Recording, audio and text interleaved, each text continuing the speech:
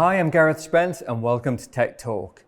In today's show, we're focusing on the finalization of the Build America, Buy America ruling and Adtran's immediate readiness to ship products that are compliant with the Broadband Equity, Access and Deployment Program, or BEAD for short. To provide more details on this, I'm joined by Robert Conger from Adtran.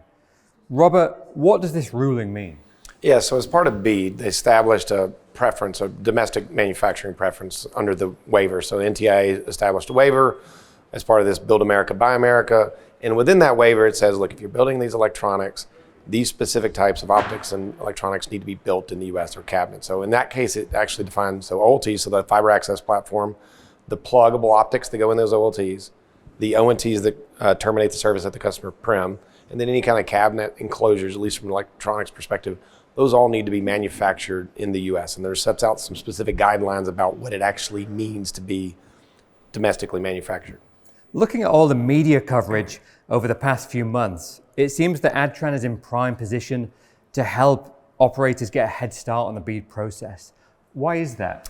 Yeah, so Adtran's a little bit unique than almost any other vendor in this space. So we've actually been building electronics at our corporate headquarters since, for over 30 years now. So the exact type of products we're talking about with BEAD, OLT systems and stuff, all of those, actually all of our fiber access platforms that's really ever been built over the last 10 years have been built in that Huntsville facility. So we're already fully compliant in that area.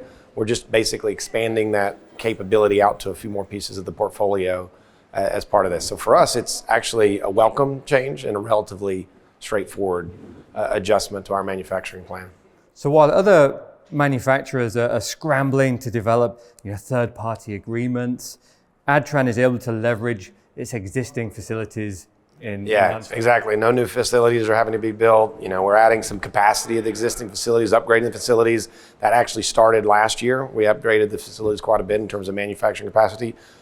So it's more about increasing the scale of our domestic, but it's really a much more straightforward change. There's no new agreements or everything else that has to be put in place to comply with the Build America, Buy America rule set.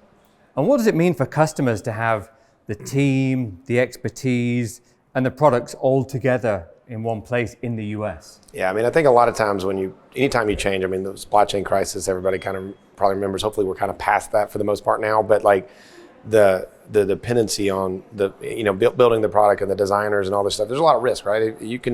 It's not as simple as this, we were building here, we'll just move it to a different factory, everything will be fine. You have to validate the products, you got to make sure they're going to work. This infrastructure is going to be in the network for 10 plus years a lot of times. So you've got to make sure this stuff's built to the right quality, workmanship and everything else. So when you're moving these around different sites or moving to a different manufacturer, there's a lot of risk being added. So in our case, at least, a lot of that's already de-risked because you've got the engineers right there that design the product working alongside the manufacturing. We've already been doing this for a number of years. So that definitely takes a lot of risk off the table. Great. Robert, thanks for joining me today. No, thank you.